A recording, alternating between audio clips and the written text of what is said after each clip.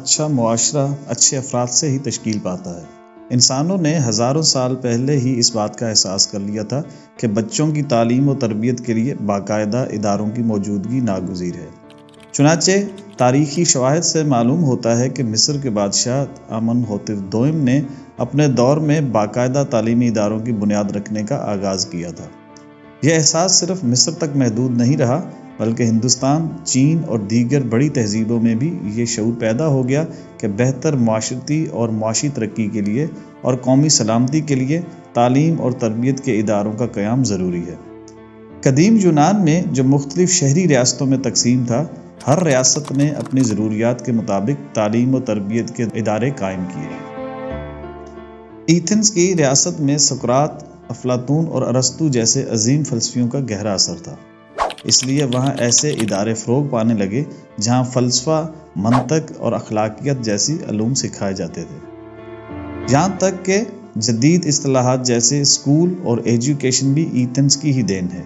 مثال کے طور پر انگریزی لفظ ایجوکیشن لاطینی لفظ ایجوکیئر سے نکلا ہے، جس کا مطلب ہے اندر سے باہر نکالنا یا رہنمائی فراہم کرنا۔ یعنی تعلیم کا اصل مقصد ایسے ذہن کی تربیت ہے جو سوال اٹھائے اور ان کے جواب تلاش کرنے کی صلاحیت رکھتا ہو۔ اسی طرح لفظ اسکول بھی قدیم یونانی لفظ اسکولے سے نکلا ہے، جس کا مطلب ایسی سرگرمی ہے جو خوشی اور دلچسپی کے لیے کی جائے۔ قدیم یونانیوں کا ماننا تھا کہ سیکھنے سے زیادہ دلچسپ کوئی چیز نہیں ہو سکتی، اس لیے وہ جگہ جہاں سیکھنے اور سکھانے کا عمل ہو اسکول کہلانے لگے۔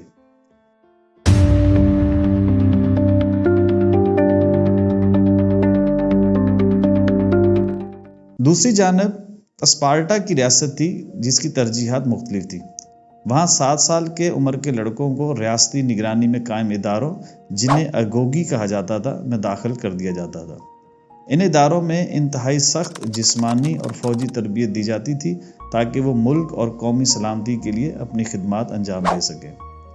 دور جدید میں ایسے تعلیمی ادارے جہاں اسپارٹا جیسا نظم و ضبط، جسمانی مضبوطی، وطن دوستی اور فوجی تربیت کے ساتھ ساتھ ایتھن جیسی علمی تربیت بھی دی جاتی ہے، انہیں کیڈٹ کالجز کہا جاتا ہے۔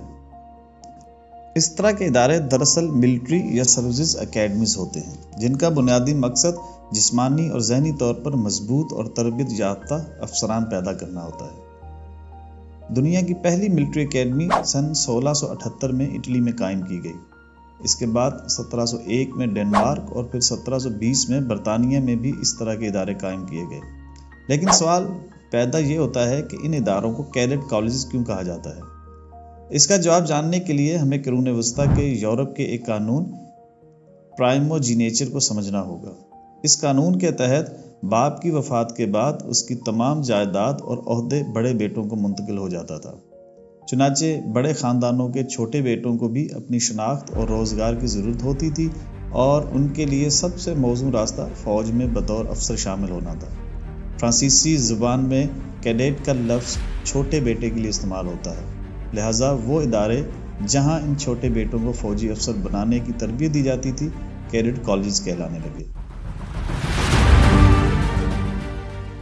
آج کے دور میں پاکستان میں بھی درجنوں کیڈٹ کالجز قائم ہیں، جہاں نوجوان نسل کو نہ صرف معیاری تعلیم دی جاتی ہے بلکہ نظم و ضبط، قیادت اور حب الوطنی جیسے اوصاف سے بھی آراستہ کیا جاتا ہے۔